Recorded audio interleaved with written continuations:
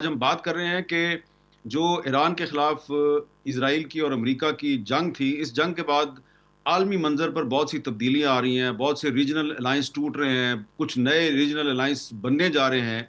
और इस सारी सूरत हाल में पाकिस्तान जो है वो एक तरफ डिप्लोमेटिक लेवल पे बड़ा एक्टिव है, दूसरी तरफ पाकिस्तान जो है वो अपने दफा को मजबूत बनाने के लिए भी बहुत से इकदाम कर रहा है। तारिक रशीद साहब, जरा मुझे थोड़ा सा बताइएगा कि ये आजकल के दौर में जो बहुत से इकोनॉमिकली स्ट्रांग कंट्रीज थे, उनका जो वीक डिफेंस है उसने उनको काफ़ी मुश्किलात का शिकार किया है।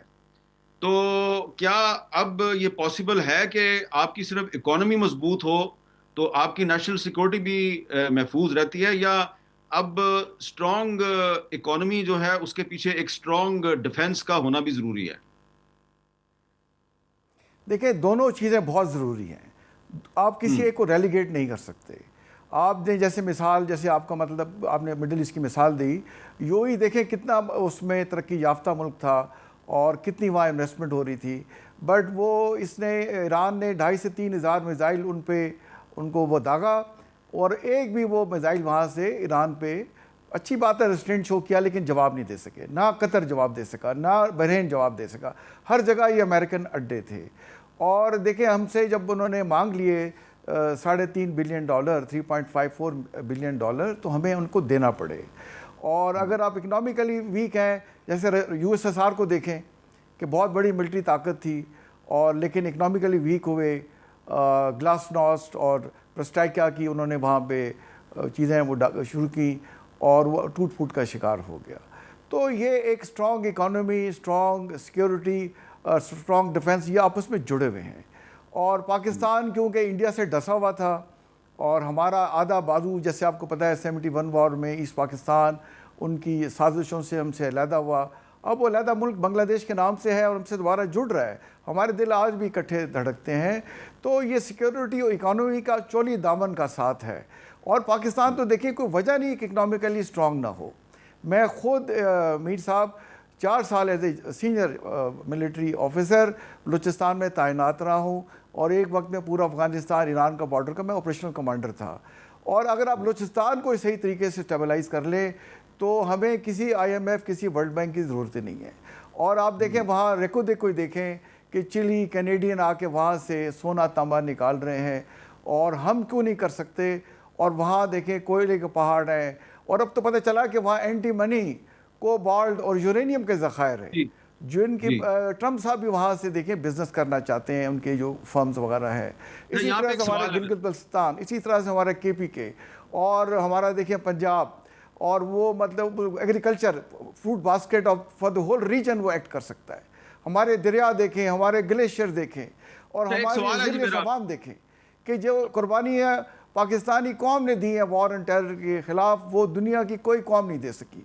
जितने यहाँ जी। हमें सिक्योरिटी इंटेलिजेंस बेस्ड ऑपरेशन करने पड़ रहे हैं, 200 से ज़्यादा हर रोज़, छोटे बड़े, किसी मुल्क ने आज तक नहीं किए। और फिर भी पाकिस्तान में अमन है, पाकिस्तान में लाइफ चल रही है, लोग खुश हैं, कौमी अच्छा जज्बे जल से साहब, एक सरशार सवाल है हैं। मेरा आपसे। तो जहाँ तक आपका सवाल है, सिक्योरिटी और इकॉनमी का बड़ा आपस में चोली दामन का साथ है।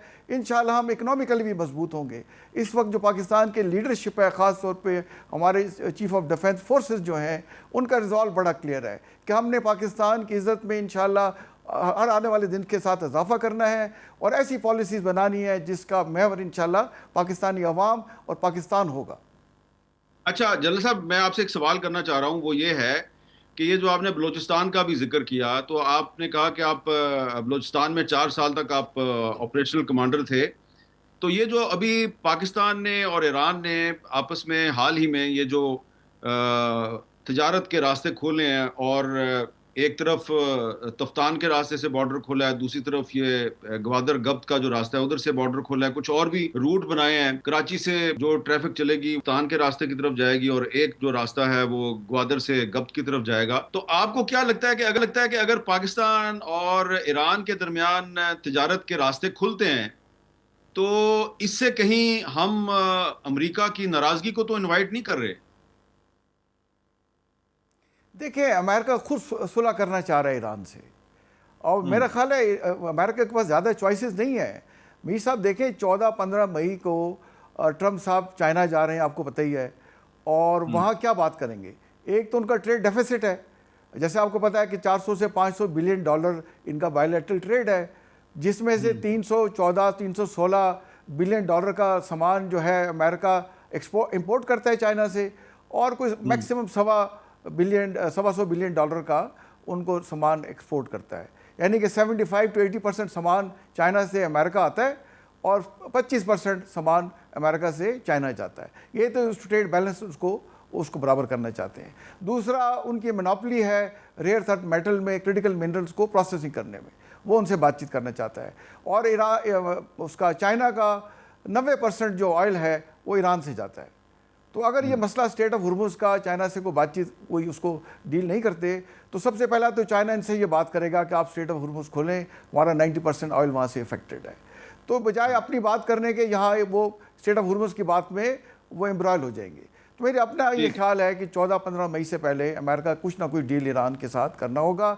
ईरान को भी रियलाइज़ करना होगा कि मेन उनका इशू अमेरिका के साथ न्यूक्लियर है, तो न्यूक्लियर इशू को आप साइड पे नहीं रख सकते। तो अगर वो एटम बम नहीं बनाना चाहते, न्यूक्लियर डिवाइस नहीं बनाना चाहते, तो पीसफुल पर्पस के लिए तो उनको यूएन के तहत इजाज़त है, 3 से 5% तो वो उसको इनरिच कर सकते हैं। तो मेरा ख्याल है कि इंशाल्लाह better sense will prevail on all the sides, और कुछ ना कुछ बात पॉजिटिव तरीके से पहुंचेगी। और अब देखें, ईरान का तेल जो वहाँ बलूचिस्तान में बिकता है 14 से 15 रुपए का लीटर है, कहाँ 300 रुपये, 350 रुपये, और कहाँ 15 रुपये। तो ईरान के पास जो गैस है, जो तेल है, हमें बिल्कुल उनसे बात करनी चाहिए अमेरिका को कॉन्फिडेंस में लेके, या हमारा अमेरिका जो जितने कर्जे हैं वो उनको ख़त्म करे, वरना हम रीजन में जहाँ से हमें बेस्ट चीज़ें मिलती हैं हम कर सकते हैं, हमें उनसे कोऑपरेट करना चाहिए। मैं उम्मीद करता हूँ कि ईरान अमेरिका का जो ये है वॉर, उसका पीसफुल इंशाल्लाह कंक्लूजन होगा, और हमारा जो है ईरान और पाकिस्तान जो एक दूसरे को तिजारत में फैसिलिटेट कर सकते हैं, हम करेंगे। देखिए, हमारा तो RCT था, रीजनल कोऑपरेशन डेवलपमेंट, 60s में अयूब खान के ज़माने में, तो हम उससे एक दूसरे से कोऑपरेट करते थे। जहाँ तक आप इसराइल की देखें बात कर रहे थे मीर साहब, कि इसराइल ने देखिए उसको ठीक ठाक ईरान ने फैंटी लगाई है, अच्छा खासा नुकसान पहुँचाया है।